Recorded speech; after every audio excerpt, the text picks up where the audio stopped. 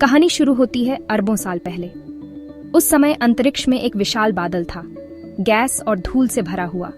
सोचो, गैस और धूल का एक विशाल बादल जो धीरे धीरे घूम रहा था और एक अद्भुत दृश्य प्रस्तुत कर रहा था।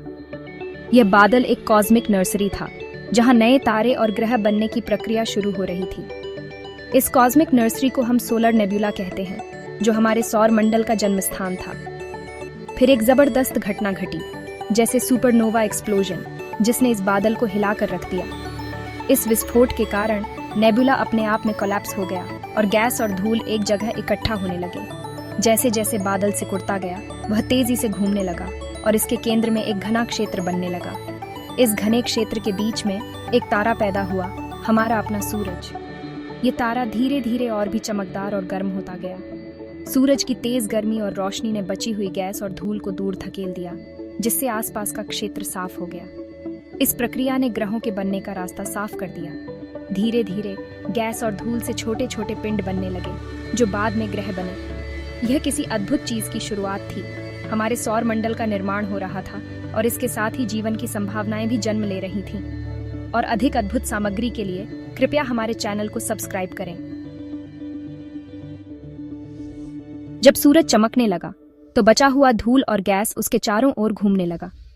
यह एक अद्भुत दृश्य था, जहां ब्रह्मांड के निर्माण की शुरुआत हो रही थी। सूरज की चमक और गर्मी ने आसपास के धूल और गैस को एकत्रित करना शुरू कर दिया। छोटे छोटे कण आपस में टकराकर चिपक गए, जैसे बिल्डिंग ब्लॉक्स। ये कण धीरे धीरे बड़े होते गए और एक दूसरे से जुड़ने लगे।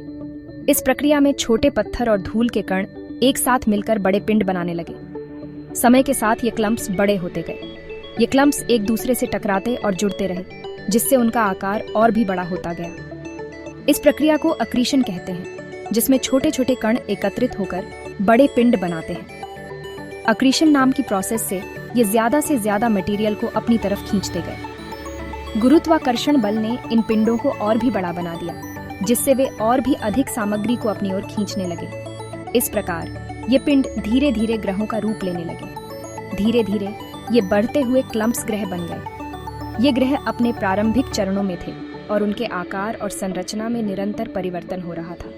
इन ग्रहों में से एक, हमारी पृथ्वी, भी इसी प्रक्रिया से बनी। उनमें से एक, हमारी पृथ्वी, पत्थर और धूल के गोले के रूप में शुरू हुई और लगातार बड़ी होती गई। प्रारंभिक पृथ्वी एक गर्म और पिघली हुई अवस्था में थी और समय के साथ यह ठंडी होकर एक ठोस पिंड में बदल गई। ये एक कायोटिक समय था।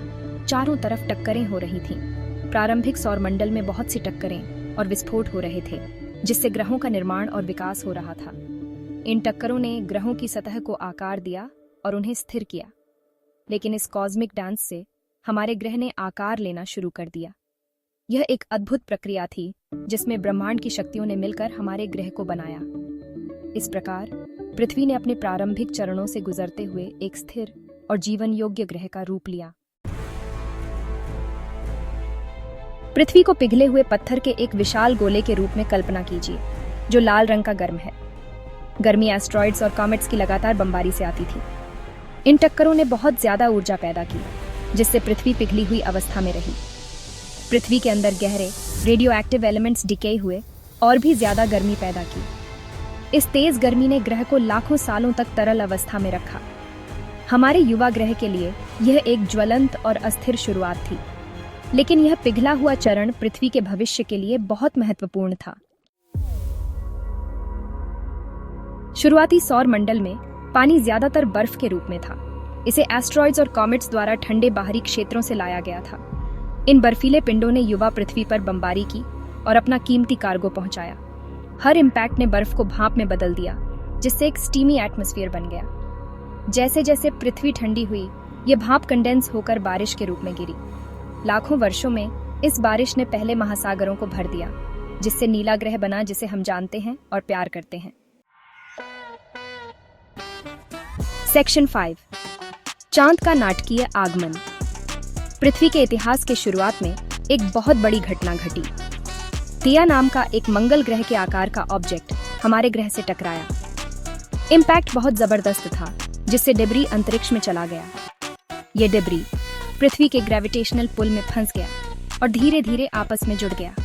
समय के साथ इसने हमारे चांद का निर्माण किया।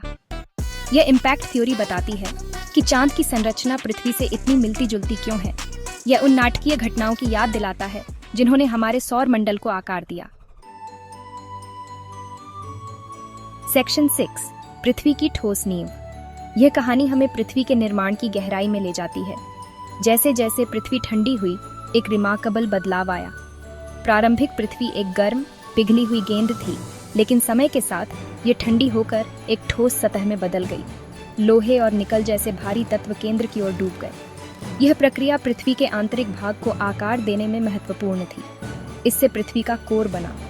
यह कोर अत्यधिक गर्म और घना है, जो पृथ्वी के चुंबकीय क्षेत्र को उत्पन्न करने में मदद करता है। सिलिकॉन और ऑक्सीजन जैसे हल्के तत्व सतह पर आ गए, जिससे क्रस्ट बना। यह क्रस्ट पृथ्वी की बाहरी परत है, जो जीवन के लिए आवश्यक है। डिफरेंशिएशन नाम की इस प्रक्रिया ने पृथ्वी को उसकी लेयर्ड स्ट्रक्चर दी। ये परतें पृथ्वी के विभिन्न भागों को अलग अलग गुण देती है। कोर और क्रस्ट के बीच की परत, मैंटल की निरंतर गति, प्लेट टेक्टोनिक्स को चलाती है। यह गति पृथ्वी की सतह को लगातार बदलती रहती है। ये प्रक्रिया महाद्वीपों को आकार देती है, पहाड़ बनाती है और भूकंप और ज्वालामुखी का कारण बनती है। पृथ्वी की सतह पर ये घटनाएं जीवन के लिए महत्वपूर्ण हैं। यह एक डायनामिक सिस्टम है जो आज भी जारी है। पृथ्वी की सतह पर होने वाली ये गतिविधियां हमें हमारे ग्रह की जीवंतता और शक्ति का एहसास कराती हैं। सेक्शन 7, महासागरों में जान आना। महाद्वीपों और समुद्र के बेसिन्स के बनने के साथ पानी पृथ्वी की सतह पर इकट्ठा हो गया। ये शुरुआती महासागर आज की तुलना में बहुत अलग थे। वे शैलोवर थे, वार्मर थे और उनका केमिकल कंपोजिशन लगातार बदल रहा था। समुद्र के नीचे ज्वालामुखी फटे, जिससे गैसें और खनिज पानी में चले गए। इन मिनरल्स ने उन पहले जीवन रूपों के लिए पोषण प्रदान किया जो जल्द ही इन प्राइमोर्डियल समुद्रों में उभरने वाले थे। यह उस यात्रा की शुरुआत थी जो आज हम जीवन की अविश्वसनीय विविधता को देखते हैं। सेक्शन 8, जीवन की सांस। शुरुआती महासागरों की गहराई में जीवन का उदय हुआ। पहले निवासी साधारण सिंगल सेल्ड ऑर्गेनिजम्स थे, जो बैक्टीरिया जैसे थे। इन शुरुआती जीवन रूपों में एक अविश्वसनीय क्षमता थी, फोटोसिंथेसिस। उन्होंने सूर्य के प्रकाश का उपयोग कार्बन डाइऑक्साइड और पानी को ऊर्जा में बदलने के लिए किया और बाई प्रोडक्ट के रूप में ऑक्सीजन रिलीज किया। लाखों वर्षों में यह ऑक्सीजन वातावरण में जमा हो गया, जिससे पृथ्वी का एनवायरनमेंट बदल गया और अधिक जटिल जीवन रूपों के विकसित होने का मार्ग प्रशस्त हुआ। सेक्शन 9, जीवन से भरपूर एक ग्रह। वातावरण में ऑक्सीजन का उभरना पृथ्वी के इतिहास में एक टर्निंग पॉइंट था। इसने उन जीवों के विकास की अनुमति दी जो ऑक्सीजन में सांस ले सकते थे, जिससे पौधों और जानवरों का विकास हुआ।